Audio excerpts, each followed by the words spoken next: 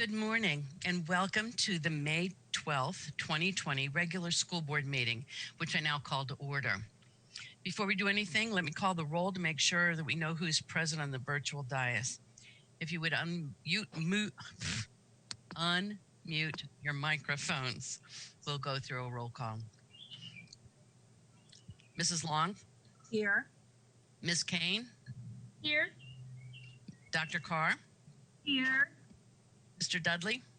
Here. Ms. Flowers? I am here.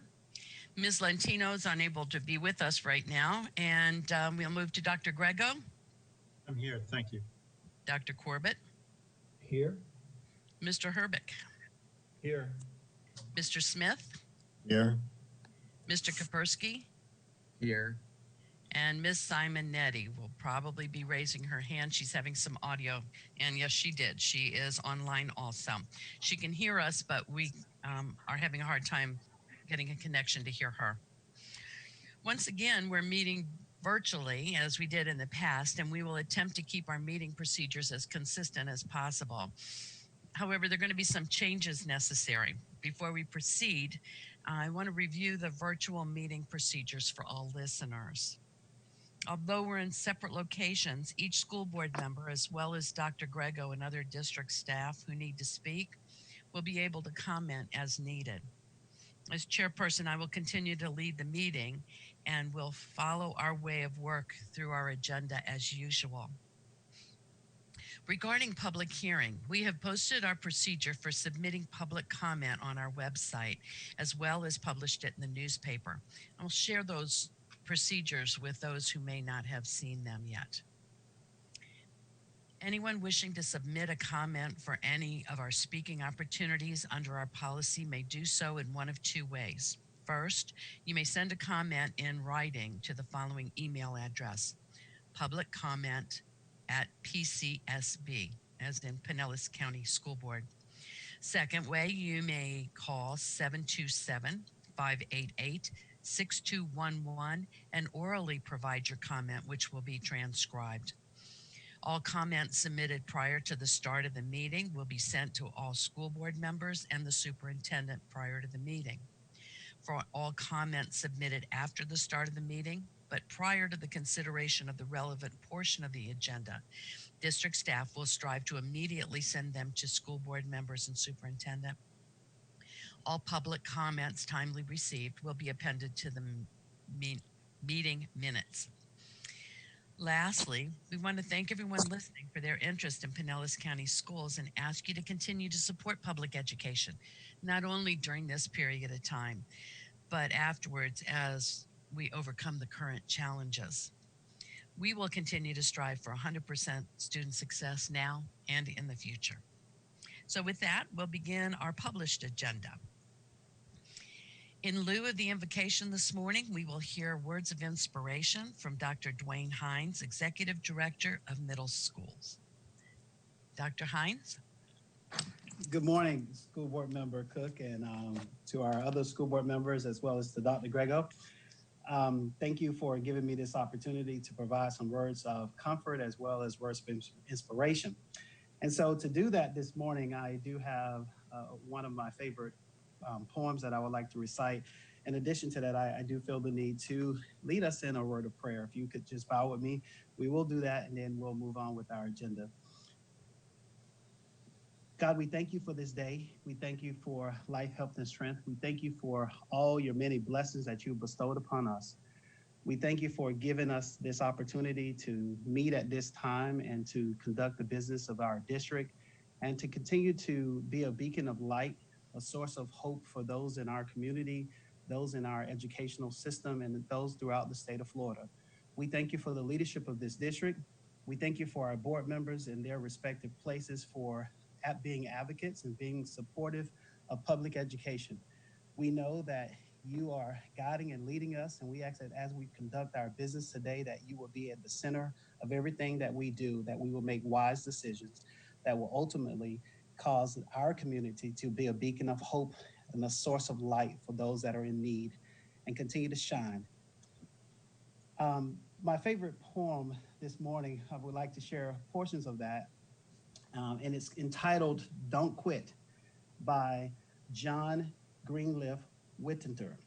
And it reads, when things go wrong, as they sometimes will, when the road you're trotting seems all up hills, when the funds are low and the debts are high, and you want to smile, but you have to sigh, when the cares of life press you down a bit, rest if you must, but don't quit.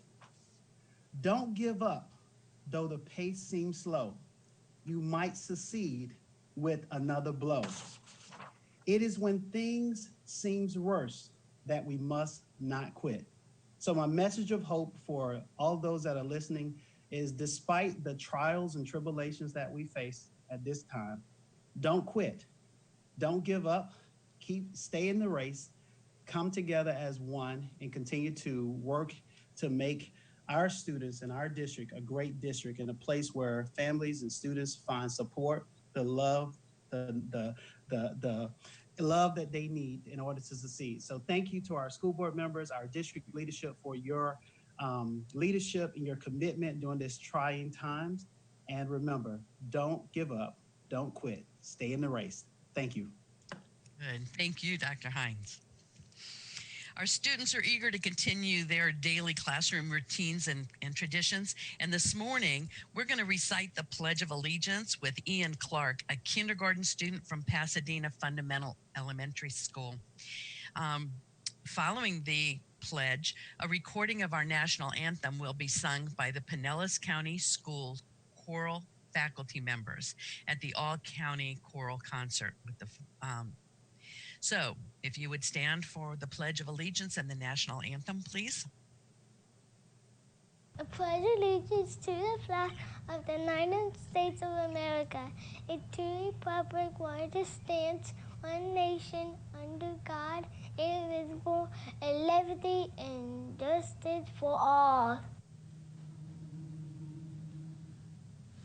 Oh, say, can you see by the dawn's early light what so proudly we hailed at the twilight's last gleaming, whose broad stripes and bright stars through the perilous fight o'er the ramparts we watched were so gallantly streaming, and the rocket's red glare, the bombs bursting in air, gave proof through the night that our flag was still there.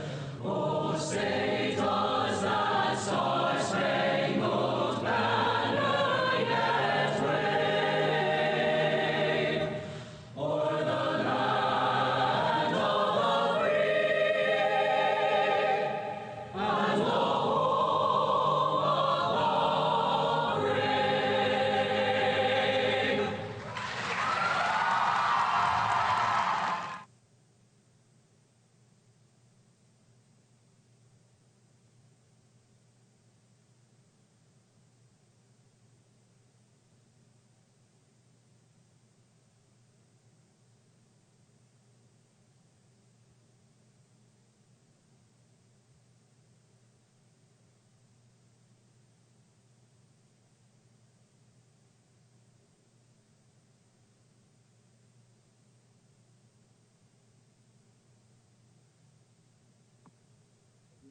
Are we there?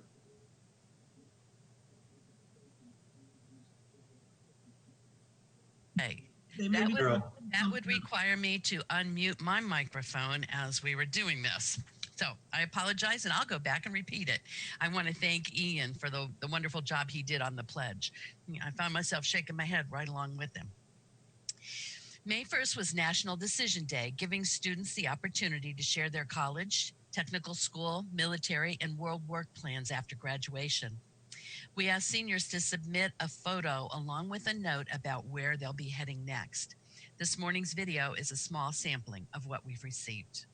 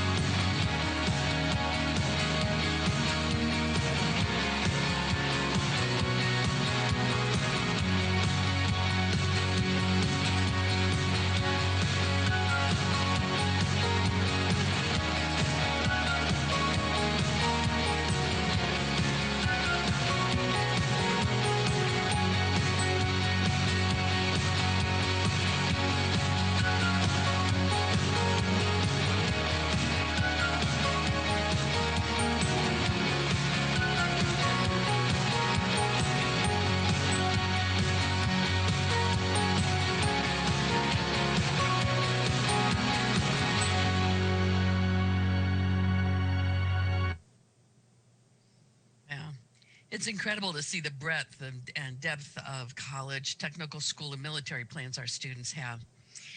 You may see all the submissions to please visit the district's social media channels, and you'll be able to see more of them. At this time in the meeting, we traditionally invite students from each high school Students' Rights and Responsibilities Committee to come forward and visit with the board and give a presentation about their schools. Today, we're going to hear a recorded presentation from Haley Winder and Joanna Vito from Largo High School. Hi board, my name is Haley Winder, and although I am disappointed that due to circumstances I have to present to you this way, nonetheless, we are honored to be representing Largo High School today electronically. My fellow lead scholar, Joanna, and I have so many great things to share with you today about what our school is doing to better each scholar on their educational journey. Now, we have no students at Largo, only scholars. We believe in our motto of learners and leaders, as we believe a scholar learns something each day and then goes on to lead others. And we are proud to offer our Excel, IB, and Scholar programs here at Largo. We all lead others in the classroom, in the arts, and on the athletic fields. I want to begin with informing you about Largo Scholars' athletic and extracurricular achievements for this school year. First, we were district champions in football and girls golf, which is remarkable because it was the first girls golf team in 25 years here at Largo. We were also state qualifiers in football, boys and girls golf, and girls soccer. 7 football players signed to colleges and universities to play at the next level, and 1 girls soccer player, my best friend actually, signed with the University of Florida on a full-ride scholarship. 17 out of our 20 sports teams had a GPA of 3.0 or higher, and LHS has over 50 different clubs for scholars to be more attached to the school.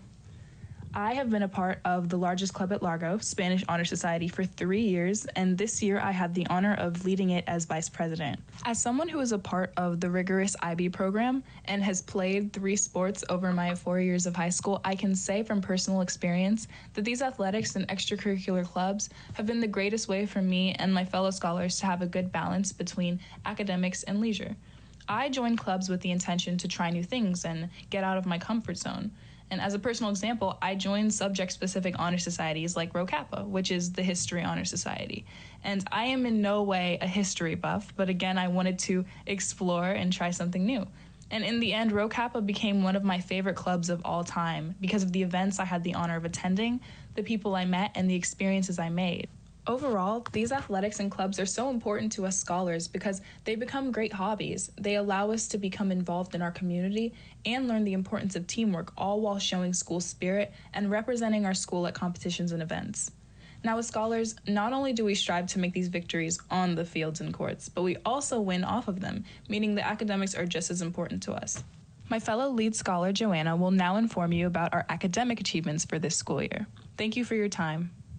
Hello, school board members. My name is Joanna Vito, 19 years old, a senior in the Excel program at Largo High. I hope everyone is safe and healthy during these challenging times. I would like to share with you our academic achievements, starting off by saying that 8 National Merit Scholars qualified for National Merit Scholarships. 5 received awards for National Merit, and after taking the PSAT this year, we have 14 who have qualified for National Merit. Graduation rate is now at 93.4% as of 2019, increased from 75% in 2013.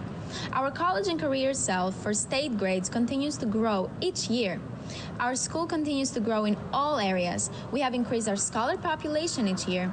The 2 of us, we're part of the inaugural class to enter the new campus, but we believe our programs, instructional leaders, outstanding families, and community are few of the reasons why we believe Largo High is the only place for us to meet the needs of our high school educational journey.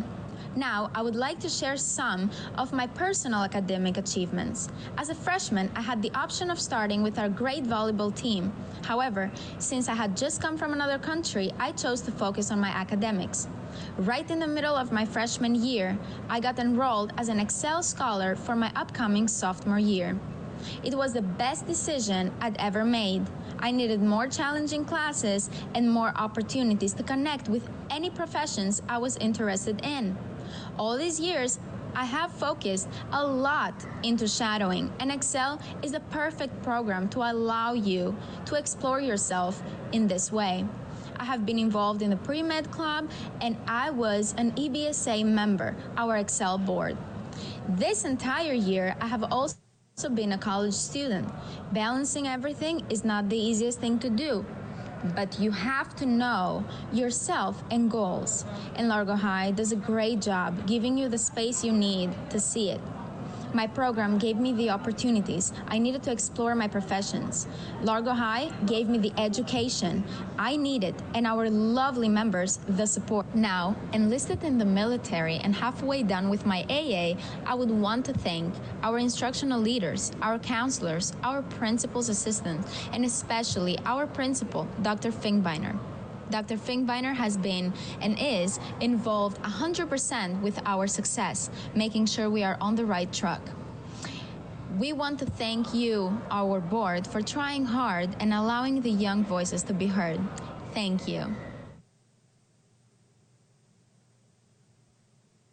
Good, and thank you, Haley and Joanna, for the very informative presentation about Largo High School. And thank you, Principal Finkbeiner and Area Superintendent Dr. Barbara Hires, for making the Students' Rights and Responsibilities presentation possible for us during this virtual board meeting.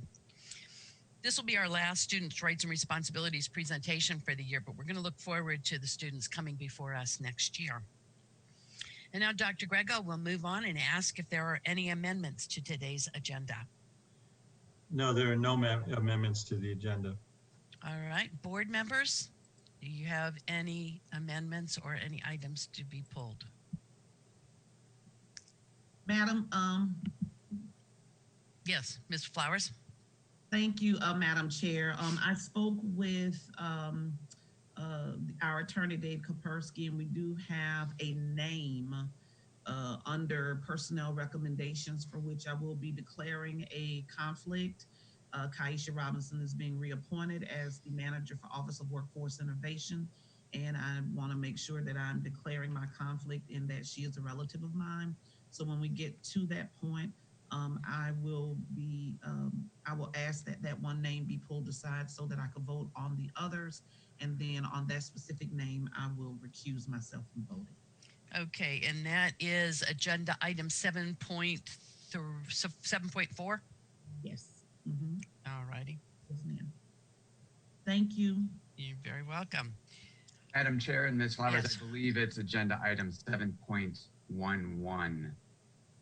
Let me just double check that one. Make sure I thought it was under administrative personnel. I thought it is. There are two groups of them on this agenda. As you can see, if someone can scroll the screen down. Yeah, I can't scroll the screen. I just pulled up from my, from the agenda that we have.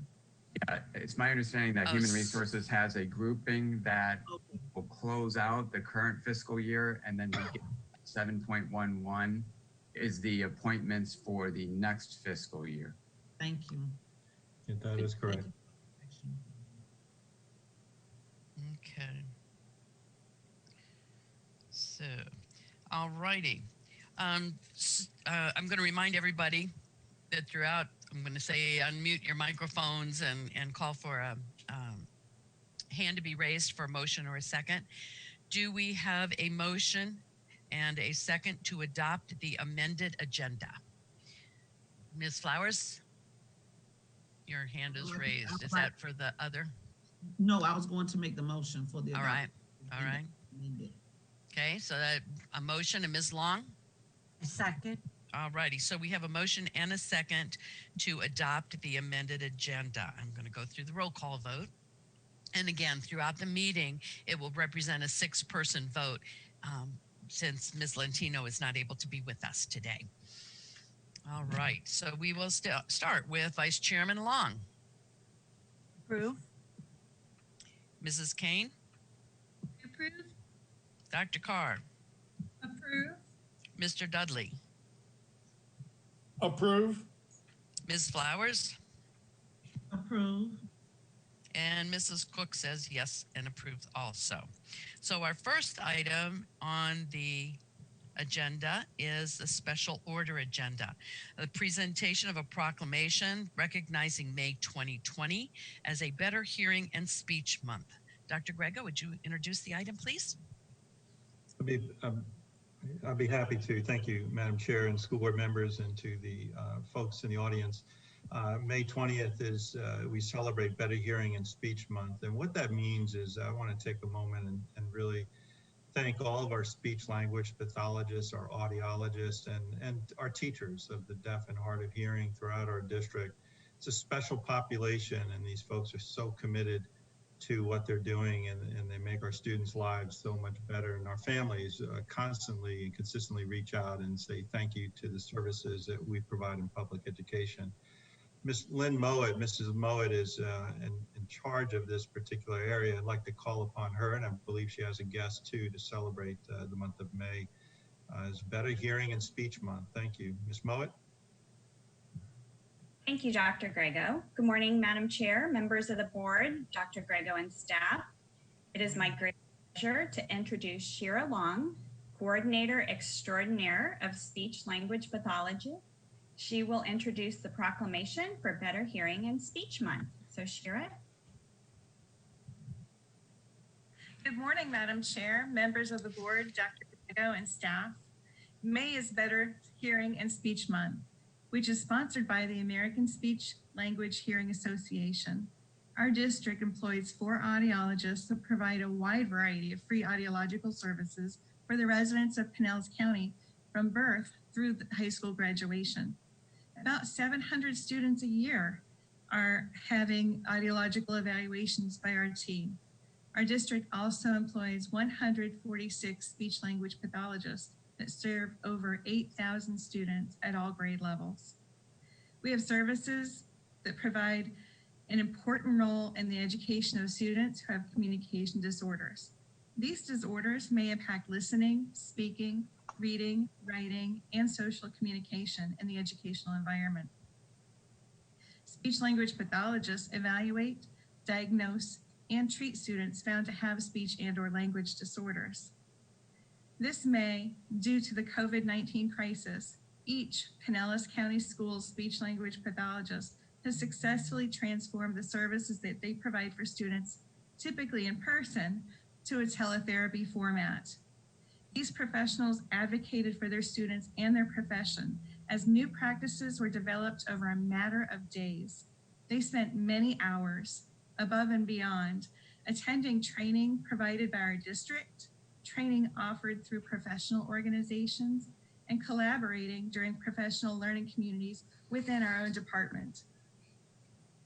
Their main concern was to provide appropriate evidence-based therapy without compromising the ethical standards set forth by the American Speech Language Hearing Association, the United States Department of Education, the Florida Department of Education, the Florida Department of Health, Board of Speech and Language Pathology, and of course, Pinellas County Schools.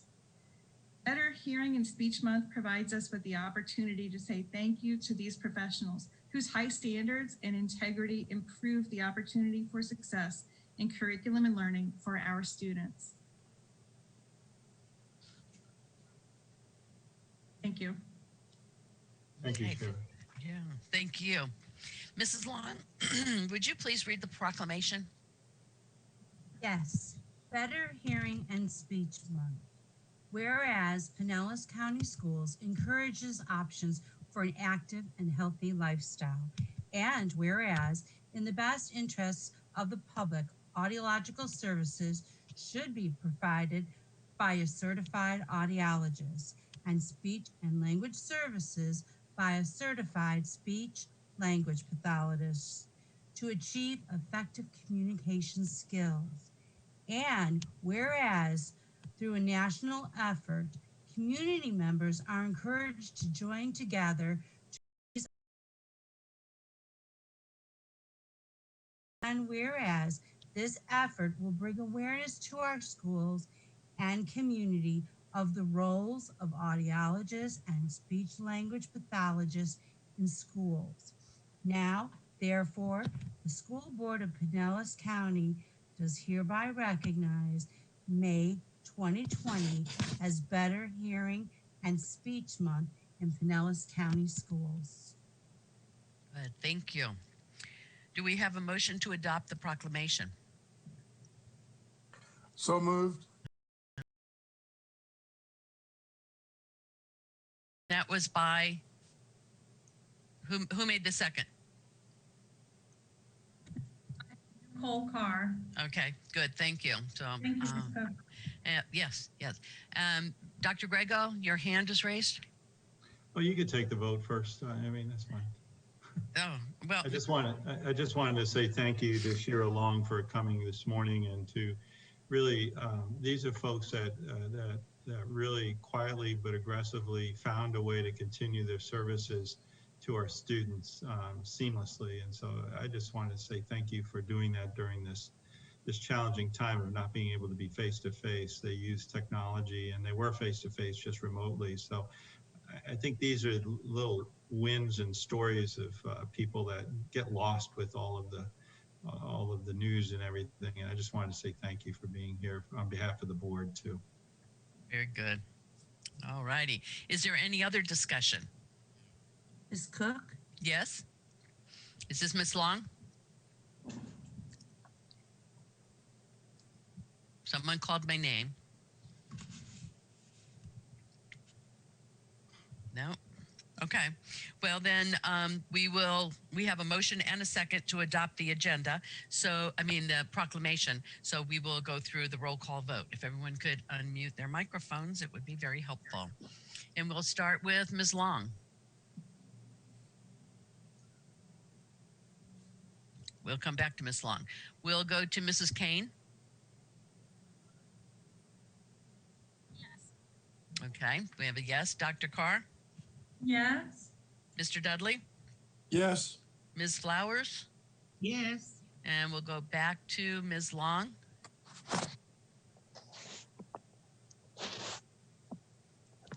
Ms. Long, do you vote yes to adopt the proclamation?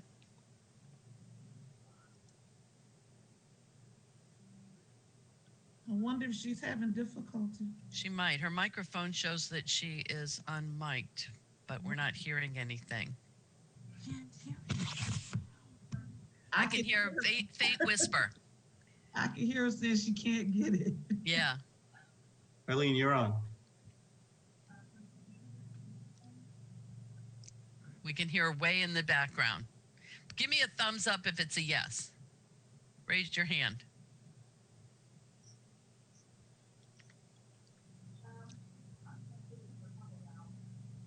Okay. And Carol Cook votes yes. So the motion passes. And I too want to add the thanks for the entire board for all of the work that you're doing, and how you've been able to adjust very, very quickly. We'll move to public comments, and just for information's sake, we have received no comments on the agenda items at this point in time.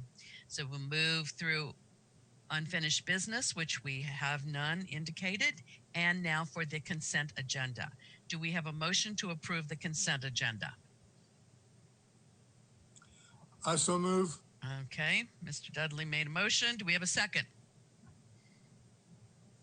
This is Renee Flowers. I second the motion. All righty, so we have a motion and a second to adopt the consent agenda. All in favor? We will go through it and we'll see if we can make it all the way through this time. So if you'll unmute your microphones, and we'll start with Mrs. Kane. Yes. Dr. Carr? Yes. Mr. Dudley? Yes. Ms. Flowers? Yes. Mrs. Long? We may have to get your hand up again.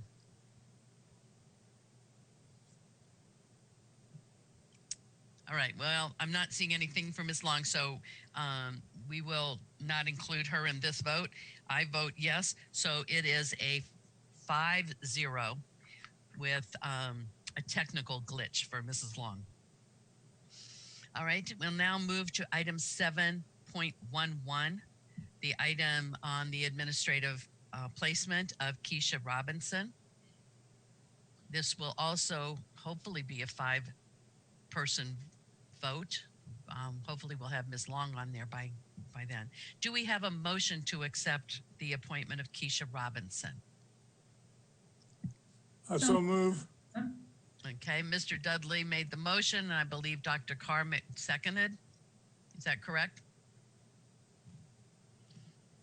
All right, so let's move to the vote then. We have a motion and a second to accept the appointment of Keisha Robinson, and we'll unmute our microphones, and we'll start again with Mrs. Kane.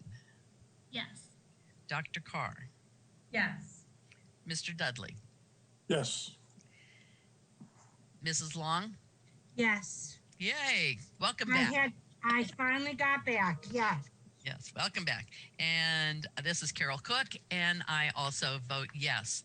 Now, this is the item that Ms. Flowers was abstaining or recusing herself from this particular item. So it passes 5-0.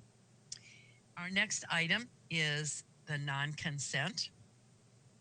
And it is to request the approval of the Skanska USA Building Incorporated for construction management services in connection with the prototype classroom addition at North Shore Elementary School in the amount of $246,498.28 for project number 9354. Madam Chair, Yes, Mr. Dudley. could we incorporate the next three under the same vote, since they're all exactly the same amount? All right. We have, are you making that in the form of a motion? Yes, for 8-1, 8-2, and 8-3. All righty. Do we have a second? I'll second. All righty. So we have a motion and a second that we combine items number 8.1, 8.2, and 8.3, which would mean North Shore Elementary, Sanderlin, and Sawgrass Lake. We're going to vote on whether or not you want to do that first, then we'll present the item. So I think, okay, Ms. Flowers. Thank you, Madam Chair. This is to the motion. I just want to double check with staff. I reviewed the three briefly, but I just want to double check. I don't know if Clint Herbick is on the phone to make sure that as far as the specs are concerned, that everything is the same in each one. I know the dollar amounts are the same, but are there any nuances that would require us to vote on them separately? If not, then I certainly support the motion on the floor. Okay. I just want to make sure we do it all correct, because these bids, if right. anything doesn't go right, then whoever else may have wanted to bid, they will raise it as an issue. So okay, good. Mr. Herbick, are there any extenuating circumstances which would preclude us from doing this?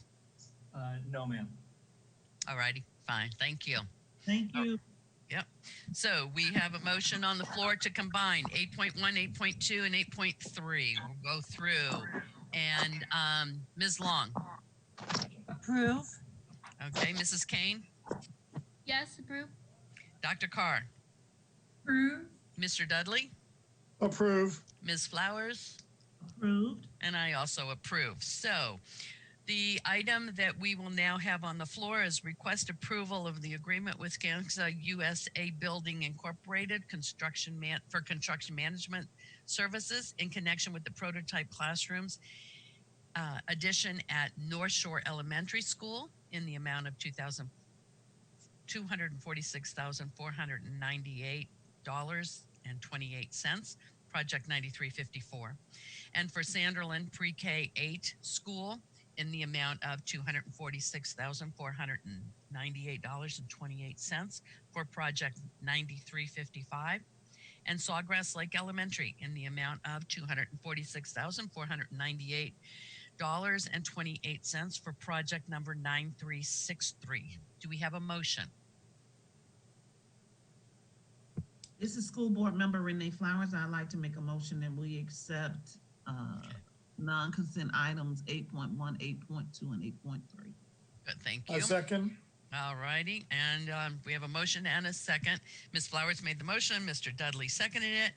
So, Dr. Grego, would you like to introduce this along with? Thank you, Mrs. Cook and board members. The reason why we pulled these 3 items out, and we could have kept them in consent, but we wanted to make it clear to the board and also to the public of how we're working very efficiently in terms of prototyping wings to remove and eliminate portables. You know, one of the major goals of this board over the last several years is to eliminate portables that have become more standard buildings in our school district. Portables do serve a purpose as a temporary housing when it's needed, but they shouldn't be there for an extended period of time. And this board in our district has done remarkable work of eliminating hundreds and hundreds of portables throughout our school district, and we'll continue to do so. And especially where some schools need additional classroom spaces, that instead of rolling in portables, that we stay ahead of it. And so the reason why we pulled the 3 out here is to just demonstrate how this is starting to take hold. It'll be the first of many that we work to prototype wings, to cut the cost of design costs, to cut the CM costs down also, and to save resources so that we could do greater amounts of capital improvements to our school district than rather treating each of these wings as a separate entity. So I'm going to ask Mr. Herbig to discuss the process that his department has gone through to save those resources, and also it's going to expedite the building and construction of these wings as these things will be going up at the same period of time. So Mr. Herbig. Yes, thank you, Dr. Grego, and Madam Chair and board members. Thank you for this opportunity today to share these projects with you. As Dr. Grego said, the projects that you have in front of you today, as well as 7.25 with Ajax that you've already approved, are all utilizing the prototype design that you approved a couple of months ago through Williamson Descartes. And basically that prototype design, as you remember, is based on a 2 classroom pod system that can be multiplied and arranged to meet the needs of each elementary school across the district.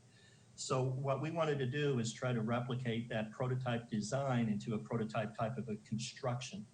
And so we had identified 11 different schools that have what we call the portable villages, you know, multiple portables that have been there for many, many years. And we issued 1 competitive bid to CM firms for those 11 projects. We selected the top 2 scoring firms through that bid process, and those 2 firms were Skanska, finished number 1, and they were awarded all of the 10 classroom additions that we will be building over the next couple of years. Ajax was scored number 2 in the competitive bid process, and they were awarded all of the 6 and 8 room wings that we will be building at those elementary schools. What this really does is it gets both CMs on board right now to work on pre-construction activities with the architect with future projects in mind. So while they're working on the constructability of, let's say, North Shore right now, what they're doing is looking at, can those same constructability standards and processes be replicated down the road at, say, Plum Elementary or Bowder or one of the other schools. And again, it's that concept of economies of scale. It's the concept of efficiency, of taking the lessons that you learned at the first school and improving on them at the second school and even the third school, all the way down until we've touched all 11 of these campuses that we're hoping to achieve.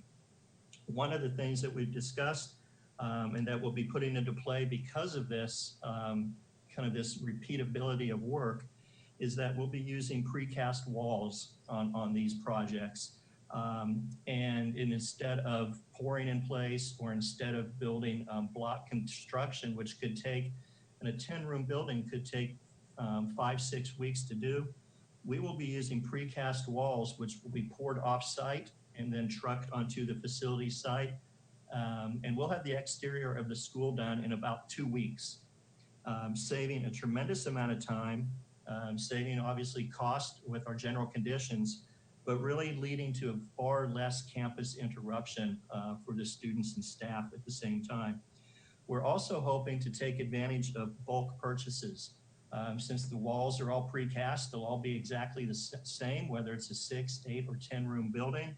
So we're hoping to be able to buy windows and doors and other things like that in bulk and get a little bit better price on that as well.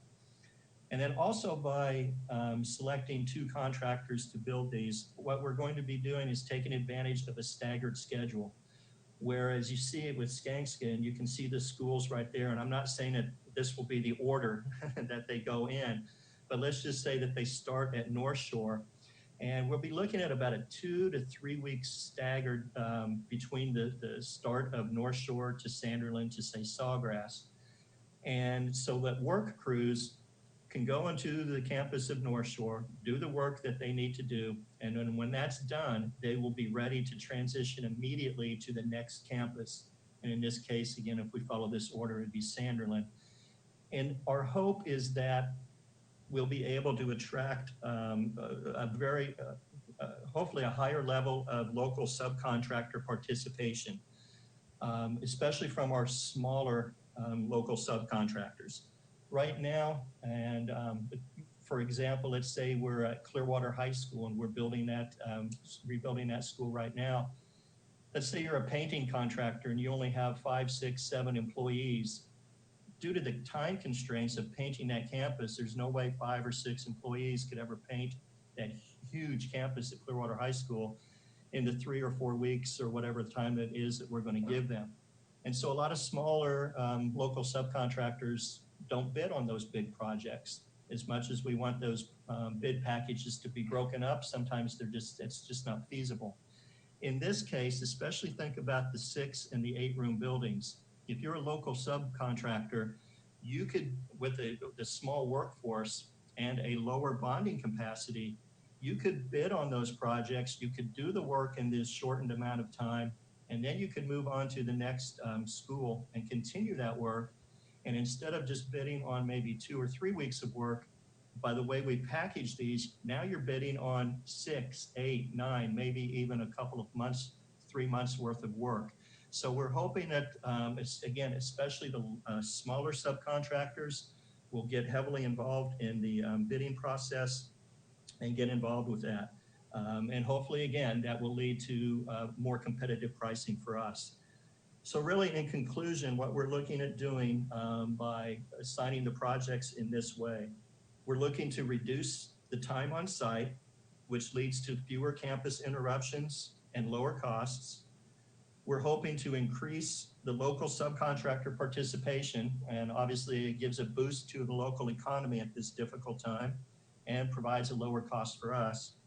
And we're looking to take advantage of economies of scale for materials, labor, and efficiency of construction.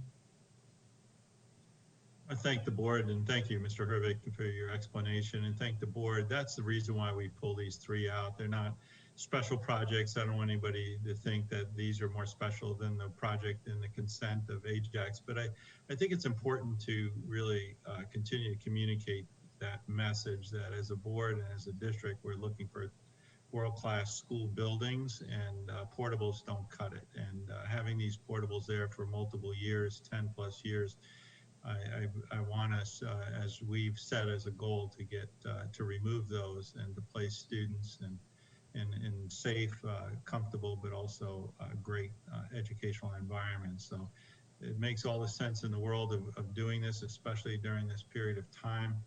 We can help this economy and also help our school district. So thank you for your time, Madam Chair and board members. Dr. Grego and Mr. Hervik. We have a motion. Is there any more discussion? Alrighty. We have a motion and a second to approve the agreement with Skanska USA Building, Inc. for construction management services in connection with the prototype classrooms for the addition of North Shore Elementary, Sanderland, which is project 9354, Sanderland Pre-K 8 School, which is project 9355, and Sawgrass Elementary School, all of which are in the amount of $246,498.28 each. All in favor? We're going to do a roll call. So we will unmute our microphones, please, and we will start with Ms. Long. Approve. Ms. Kane. I'd like to approve. Thank you, Mr. Herbrick, and also Dr. Grego for this item. Thank you. Dr. Carr. Approve. Thank you. Mr. Dudley. Approve. Ms. Flowers. Approve. And Mrs. Cook approves also. And that passes with a 6-0 vote. We will now move on to our new business. Who would like to begin? If you would, just hit the raised hand sign and I will call on you, but we're going to start with the superintendent. Thank you, Madam Chair and board members. Again, I always want to reiterate my thanks and appreciation for you being online. As I talk with superintendents throughout the state, you guys are great, remarkable in terms of your smoothness and just conducting and continuing the business of the district. And I just want to consistently say thank you. So hopefully you don't get tired of that, but you're really doing very well. We all are. But I also want to reach back and say thank you to those 2 seniors from Largo High School. Certainly one of my favorite parts of a board meeting, but also, as I know many of you as board members have had time this past year to visit with the Students' Rights and Responsibility.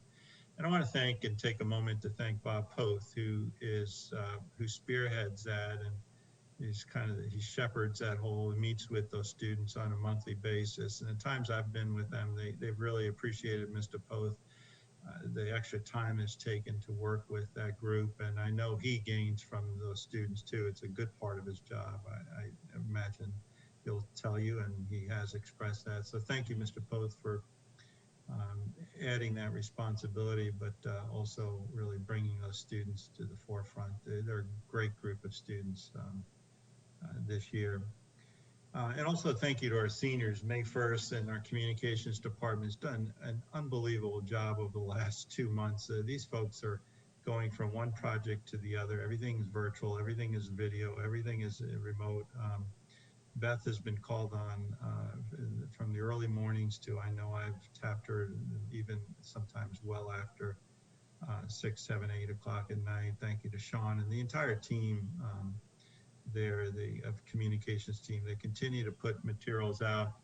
I continue to encourage the board. We're trying to put that board update almost on a every other day. We were doing it every day. Now I think we're down to Monday, Wednesday, and Friday, because we don't want to inundate you with information and repeat that information. So we are trying to get that information out to you in a timely fashion. So thank you for your attention to that. You'll be receiving workshop materials later on. As you know, we'll have a workshop a week from today, starting at 9:30. It's a pretty full agenda, you'll see, but I think it's relevant material that we really do need to discuss in a workshop.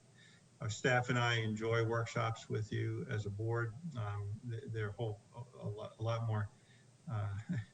The workshops are better in person. I have to say it's different than a board meeting where you're taking care of the business.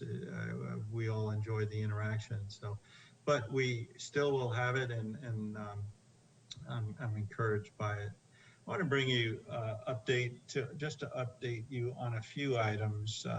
One is the importance, and thank you to all of the school principals and leaders of our district in terms of, as we move to the closing out of the 2019-2020 school year, a lot goes into it.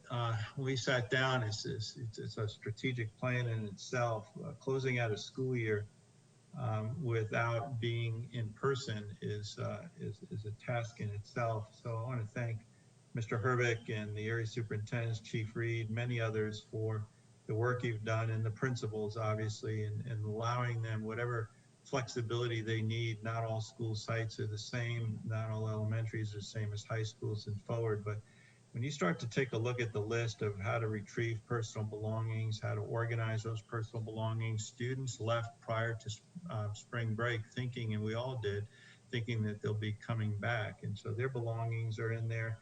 how to prepare the room for summer cleaning now at this point, how to schedule teachers to clean up and clean out their rooms and take their own personal belongings. Mr. Herbeck and staff have put together a great task sheet for schools as only a guiding kind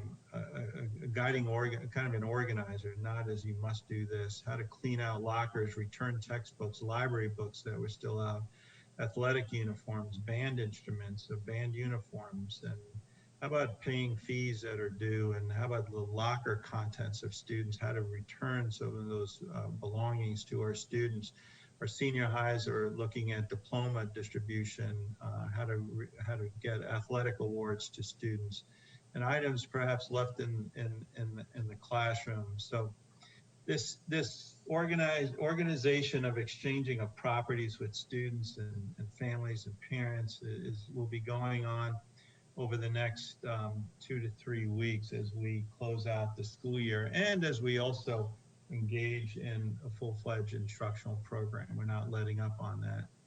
As I mentioned before, the last week in May, we're looking at a enrichment week for our students, and we're also looking at providing to select parents some level of conferencing, which I think is a great idea, where the students and the families you see on your screen, we're going to have some conferencing at the last week of school.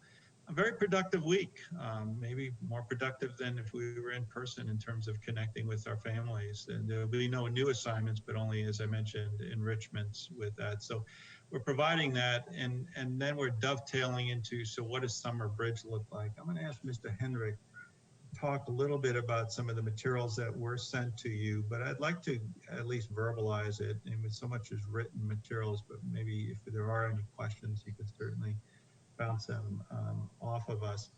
Going into the transition, let me just say this, as I've said it to the FADs and many others, and to the Commissioner of Education, as districts, as all districts, I know as Pinellas County, we have prepared 3 types or methods of delivery for Summer Bridge. We prepared a face-to-face, we prepared a hybrid, we prepared a remote. And at this time, we're given the circumstances and what still the restrictions that we're under, we will be taking a look at a remote or virtual Summer Bridge program and capitalizing on that too. As you're going to see from Mr. Hendrick, we are expanding it to far greater reaches to all schools, all students, in a kind of a tiered approach. So Mr. Hendrick, if you could walk the board through the slides that you provided them and just bring some highlights to them. Thank you. Absolutely, Dr. Grego, and good morning, board members and the public. As Dr. Grego mentioned, this information went out to teachers yesterday in a video and attachments, and to the board as well. He talked about the last week of school being one for enrichment. And just as the regular school year winds down and there's different celebrations, we hope to have schools continue those celebrations virtually, while also giving teachers the time to close out operationally and academically. One of the things that we'll be asking schools to do is to continue to recruit for Summer Bridge. The Summer Bridge registration will reopen for families this evening, and hiring for teachers reopened today. But our elementary Summer Bridge program will extend to all 77 of our elementary schools, where teachers will be hired at each school to run virtual classrooms. Essentially, it'll be the same time frame as our previously planned Summer Bridge, 6 weeks beginning June 8th. And what will occur in the third bullet you'll see is that we'll have a district-wide live lesson each morning presented by a master teacher to all students at each grade level. Each grade level has a different theme each week. It's based on a virtual field trip. Some weeks students may be going to amusement parks virtually. Others, they may be checking out local parks, perhaps a trip to Washington, D.C., and places in between. But after they participate in the live lesson, the teacher from their home school will meet with them in a small group each day to go over that lesson, help students understand the content, and then also help them with some independent activities. Each grade level is built on standards that are preparing students for the next grade level. So as students are going into first grade, what are those key standards in English language arts and mathematics that they need to master to be ready for first grade? So that's the focus. It is open, as Dr. Grego said, to all students across the district. Monday and Tuesday's lessons will be focused on English language arts, while Wednesday and Thursday will be with mathematics. We're excited to have students participate at their home school, and of course, any student that has a computer out now will keep that computer, as will all students, throughout the summer. Middle school summer bridge program, very similar. The teachers work a few less hours because the small group instruction is a little bit different.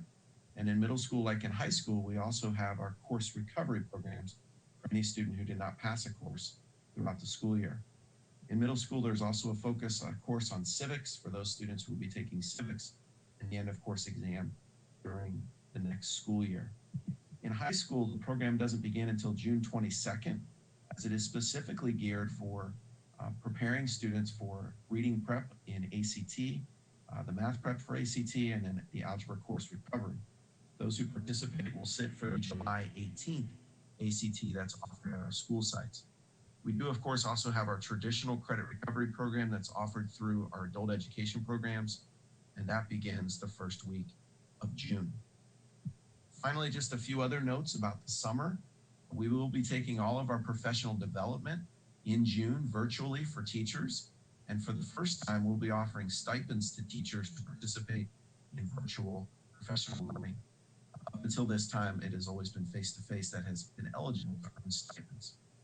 We're also continuing with a lot of our popular summer camp programs that we shared with the board at a workshop a few months ago. Our Elevating Excellence Summer Seminar, our STEM camps, Camp Invention, the arts camps will all be virtual. And a few programs we're going to try to do face-to-face in July, pending the ability to do so, including our driver's ed camp and our referendum-funded band camp.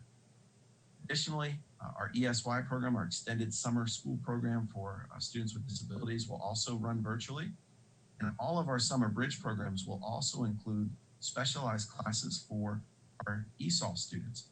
One of the things we know about learning loss is for students whose first language is not English, not being surrounded by English every day in a school environment will definitely limit their grasp of the English language. And so we want to immerse them in that this summer, and we have some programs prepared for them as well. So we're excited about this new virtual program that we have for Summer Bridge. Registration for families begins again tonight, and we look forward to the program this summer. Thank you, Dr. Grego. Thank you. Madam Chair, it might be because I'm going on to a different topic. If any board members have any questions of either of us on this, then it might be a good point of time to ask. All right. Are there any questions, comments? All right. I see no hands raised. So, Dr. Grego, you can go on. Very good. Thank you. Thank you, Mr. Herbert. Mr. Hendrick, thank you very much. Thank you. Thank you. Yeah, so the other part, just as an update to the board members, I've had two very successful meetings with medical professionals. I want to thank doctors from Baycare, Johns Hopkins, All Children's Hospital, the community health centers of Pinellas and the Pinellas County Health Department. I want to thank specifically Dr. Cho and other medical professionals in our community. That's truly, many of them have children in our schools. It's just it's a wonderful working group that we will continue to expand. We did visit McMullen Booth Elementary, Safety Harbor Middle, Campbell Park Elementary, and John Hopkins Middle School. Had some terrific conversation and centered around the back to school or what to do and the conditions of this, and recognizing that we're over 3 months away from that and much can change. But we can never be too soon in terms of the conversation. They very much appreciate it and are excited about serving you as a board and this community for advice and thought, kind of as thought partners. In addition, we will take this group as we get closer and more into the summer and expand it to include parents and teachers and some other staff members so that we have a full understanding of many more voices. But I believe, as I mentioned to you before, we certainly need to lead with the medical profession and the data that they've been very helpful to this point. To dovetail into that, the State Board of Education meeting is tomorrow, and I'll be presenting tomorrow at 9 a.m. representing FADS in terms of our two papers we provided them. That is the guidelines for returning to school in August, and also the CARES Act for the COVID-19, the discretionary funds. And so I'll be preparing those comments today. Our association has partnered recently, and we have for our first meeting Thursday at 6 p.m. with the medical profession, the Florida Medical Association. They've stepped up and to work with all of the superintendents throughout the state, as I believe also the commissioner is putting together a group. So it is a good period of time that various agencies and local districts are all putting together very similar. They did follow that advice, and they're putting together similar leads. Districts of varying sizes are leaning on other neighboring districts that perhaps don't have an all children's hospital in their backyard. So we're blessed to have that. So I will keep you apprised of the progress as we're making it as an association. I also want to thank the Florida School Boards Association for your recent paper and position on the same aspect and leading in the comments to be made there.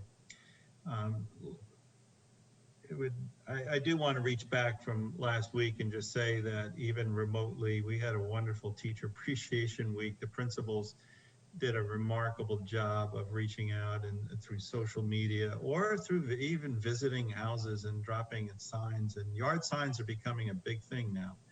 I see them more and more around our community. So kudos to the leaders of our school for saying thank you, and to the students also for expressing their appreciation to our teachers. So we did receive recognition, as I mentioned at the Superintendent's Roundtable this past week, of USA News and World Report recognized four of our magnets high schools as four of the top high schools, the top 100 in the United States. Osceola Fundamental, Palm Harbor University, Eastlake, and St. Petersburg high schools were ranked as one of the top 100 magnet schools in America.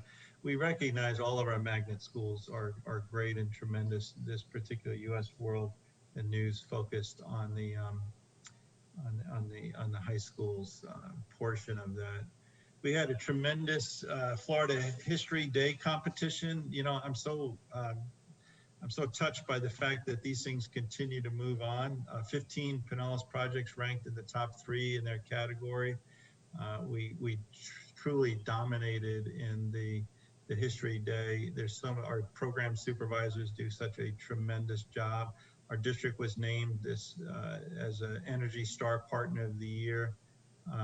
This is truly a high-ranking recognition. It was earning an energy for 90 schools in the nation, and recognizing and quantifying that we've avoided $7 million in energy costs just in the year 2019. So we're one of 4 Energy Star partners honored for outstanding contributions in this. I know that Mr. Herbeck and I were scheduled to go to Washington, D.C. It's one of the many awards and trips that were canceled, but it doesn't take away from our recognition. And lastly, on a light note, you know, athletics have been canceled. I know we focus on a number of things. It's hard to focus on everything, but the Florida High School Athletic Association has done this neat little thing: celebrate the class of 2020, be the light. It's a national movement that the state of Florida has taken on to also this Thursday, May 14th, Be the Light. This is a national event designed to honor and celebrate the class of 2020 by illuminating all district stadium lights at 8:20 p.m. That's 2020 military time for 20 minutes. And so it should not be that high of an energy cost at that point. So it's good that we save those dollars. In addition, that all scoreboards will be set at 20-20. So it's a tie score, a tie game. And we invite the community to drive by. The whole concept there nationally is to say to athletes, we recognize, and to graduates, that you didn't have the ending of a season that you thought of, but we're thinking about you. And the community to drive by the stadiums and honk their horns as a show of appreciation for the class of 2020. So not only all the graduates that we're working towards, and I couldn't be more proud of, but also the graduates who were participating in athletic competitions that didn't have that last final championship season. So once again, thank you, board members, and I look forward to our conversations during the board workshop next Tuesday. That concludes my comments. Good. Thank you, Dr. Grego. And I think I speak for the entire board when I say thank you to you and to the entire staff of how smoothly everything has rolled out and how they have continued to make sure that the students are learning. It's not happening all over. It truly is not. And I am thrilled that in Pinellas County, we have that. Thank you. Mr. Cook? Yes. Can I apologize? Can I add one comment that I think is a reoccurring issue in the community that I did speak to, and that is connected to the Summer Bridge program. We've typically had the R Club and the YMCA in our schools that provided wraparound daycare, childcare service to our community. I had a teams meeting with the R Club and the YMCA's yesterday. And what I've expressed to them is that because we looked at 37 sites that were originally going to be open for Summer Bridge, depending upon the clearance that we have and the phases as the state opens up, that we would look to provide them space for them to conduct their program, i.e. the art club in the schools that would otherwise be there. So the parents who chose, it would be a voluntary thing and it wouldn't be necessarily our program. They just need the space for that they would be able to provide the daycare service and the wraparound services for the parents who need so. They are conducting it now. They're keeping their social distances, they're following the CDC, and in the summertime to assist in the communities, even if we don't open school-wide, that I'm looking at things. Nothing's been finalized, but I do want to share with the board that I am in communications with them for the possibility of expanding that. If that's the case and students are, for example, in one of those, say 37 elementary schools, they would, if they are to be in the Summer Bridge remote learning, we would set up stations appropriately spaced. Students would participate in the Summer Bridge program that Mr. Hendrick so well described. And then after that, they would be free to go to their other activities as prescribed by the art club or the YMCA. So it is a moving target right now, so to speak, but we're working to try to serve the parents and community in need on a voluntary basis. Wonderful. Thank you. All right, we have items introduced by the board attorney. No items today. Thank you, ma'am. Good, thank you.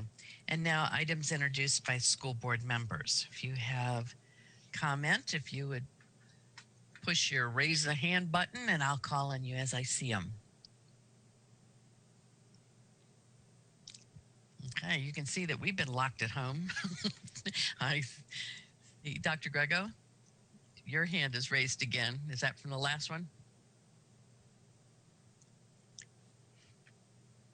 All right, I see no other hands being raised for board for items introduced by the board. Do we have any board requests? I don't believe so, Mr. Corbett. Dr. Corbett? No, Madam Chair, I All did right. not record any. Okay. All right. So we will do our school board evaluation at this point, and we will have some conversation about the technology and the logistics of the meeting. And then after that, we will adjourn the meeting. So board members, are there any positives as the way the meeting went forward? Mr. Dudley? Thank you. Well, I think all things considered, it went well. There are always going to be some glitches. I don't know what it is. This is like the second or third time. This is the second time it's happened that, you know, I'm getting ready for the meeting and my computer decides it has to update. So luckily I'm on my iPad, but those are glitches that are, you know, we worked around them, and I thought overall everything went well. I could hear you loud and clear. I know that Ms. Long had an issue and with hers, but you know that happens, and I think overall everything went well, and I want to thank the staff, Beth Herendine, for communicating with us and everyone else, not just to single her out, but for keeping us updated and what's going on and so forth, and that really helps. As you know, we don't want to have that failure to communicate. And so I again thank you, and I just one more shout out to all the, and this is kind of not in this purview, but I kept pushing my hand button, but for some reason it didn't work. But just want to say that I want to thank all the extraordinary teachers that really busted their hump to get these kids ready for. You know, yesterday was AP exam day, and those kids, it was tough. You know, they all had to be at a certain place at a certain time. I think it was 4 o'clock, and they had to take the exam, and so you know, some kids had to miss work, some whatever to take that exam, but teachers did a wonderful job in preparing kids for that, and so my hat's off to them, and again for good communication from the board. Thank you. Very good. Well, it's always an okay time to thank people and tell them how wonderful they are. Ms. Long. Mrs. Long, your hand is raised. Yeah. Oh, I'm the one having computer problems today. Thank you for calling it out, Mr. Dudley. Other than problems, it was a great meeting. Okay. Thought it went well.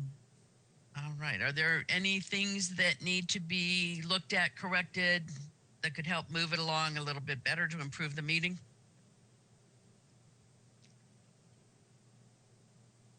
All right, I'm seeing none. I think everybody's getting a little more comfortable with it. And as we move through, who knows how long, we may be just experts by the time we're finished.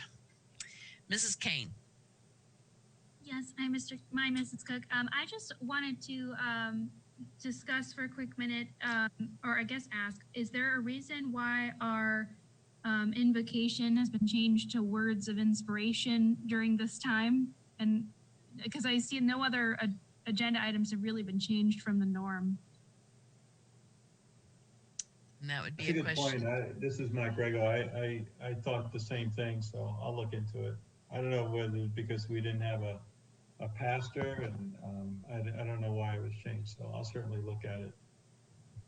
Thank you so much. Yeah, I just had noticed that over the last couple of meetings, and I wondered why, so I just wanted to bring that up.